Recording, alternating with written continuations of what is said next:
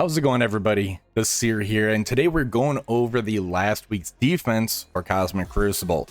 So I did make a few changes, and some of this I was using last week, and certain rooms were actually performing better than expected. So I'm going to keep those rooms, and some of the other rooms I'm just going to kind of tweak around a little bit. For Stage 1 Hunting Sense, this one here is where Striker character is going to be applying bleed, Raider Skirmisher are going to be performing an ISO attack if they hit a bleed target. I'm going to end up keeping my Annihilators. I have Leader in here, and I have Iron Patriot in here. Iron Patriot's going to be giving the extra damage to the Annihilators team, basically making it to where that Thanos endgame push is going to be kind of devastating, while Leader is going to be increasing the health pool of all of these. Now, people did end up using Starjammers in here, and they had a terrible efficiency. Same thing ended up kind of happening when they brought Immortal X-Men in here. So this is actually a really good efficiency sync. And if they kind of underestimate this team, this does actually is able to perform and actually get a victory for you. For Stage 2 Turtle Shell, this one here is basically the Kahori room. I like keeping my Kahori on offense just because I'm able to get a very good efficiency score if they put something kind of non-Kahori countered in Stage 2 or Stage 4. Even outside of that, I'll still keep her on offense and I could use her elsewhere. So for Turtle Shell, gain 50% max barrier. You're going to have that 100% barrier on spawn. Basically, it's going to give you 80% barrier unless you're a fortifier. Gain 100% damage, then on ally death, bury yourself for 100% of that character's max health. And here, again, it does have Kahori on spawn, is going to get that double fill. Now, something interesting that I saw on Juicy's stream is Cabal stops the double trigger of this. They only get the single 200% fill, not the other 200% afterwards. Really interesting as far as that goes. I'm going to end up using my Liberty team with Ultimates in here. It's basically just to try to see if somebody can slip up. The Superior 6, I believe, still does counter in here.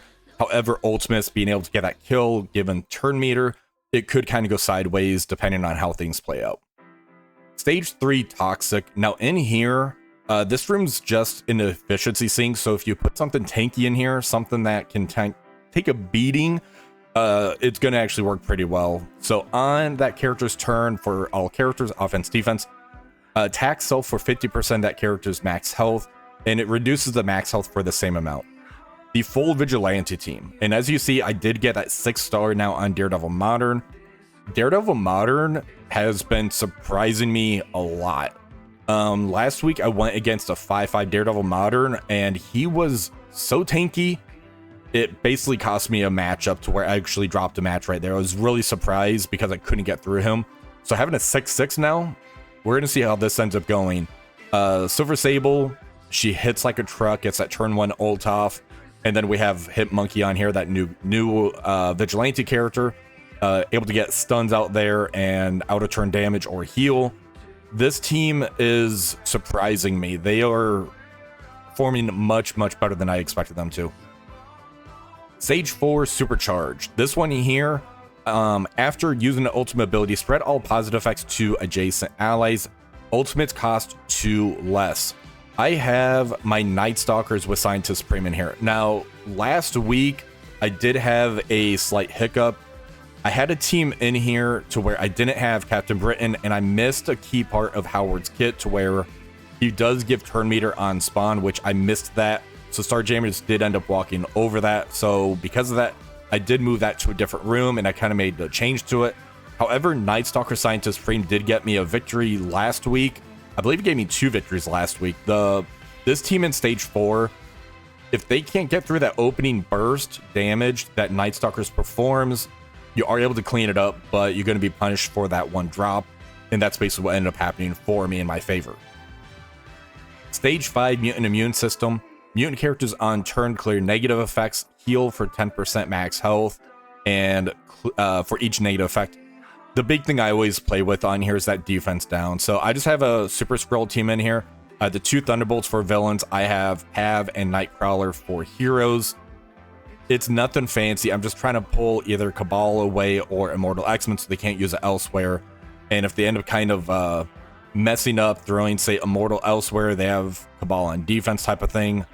then it's going to kind of pull like a Starjammer. So I'm trying to make it to where people are kind of stretched a little bit thinner, and putting new stat characters with Super Scroll. That's kind of what I'm playing with on this one. And stage 6, Spider-Man's Web Trap. This is the speed bar cannot be increased or decreased, and then the speed given negative 50% speed, slow given plus 50% speed. Again, this one here is kind of bugged as well. It doesn't say it on here. If you can kind of get around by using like an APOC, a Nightcrawler, something of that sort, so that way you can kind of cancel out the speed portion, then you're kind of good to go in here. Or if you end up doing like a burn attack, then the speed up slow looks like it's not working properly still. I'm just using the Black Knight Captain Britain. I have Mephisto, New Emma, and Shadow King in here. I do have those G20s in here, so I am playing with that overpowered portion. This is able to get that one shot. However, if I'm able to pull all those weapons away, I'm trying to stretch my opponent thin. That's kind of the name of the game right now. So I did want to go over a few offensive options as well in this video, so that we can kind of take a look at the offense and the defense side of things. For the offense side, I do have a Starjammers team. I have a Phoenix Force with Null. I've been using this as a Mephisto counter in that stage 4, which, knock on wood, so far been working on it, but however, that's a very scary matchup when that ends up happening. For a stage 6 type of matchup, if they end up putting like a Odin over there with the other monster teams, I have Odin, Old Man Logan at 2 diamonds now because he is in the diamond store, as you can see. I have a Hank Pym, I have a Black Panther Shuri, and an APOC. Superior 6 is just in case I see a Liberty team on defense. It works, however, it's a scary matchup just looking at the TCP, but it's actually not terrible. Don't take this type of team into Vigilante anymore. That doesn't really work due to the scaling of that Daredevil Modern. I have my Kahori with Guardian team. This is going to be like my stage 2 team. I have an Immortal X-Men. I don't have Cabal. This is actually not here anymore.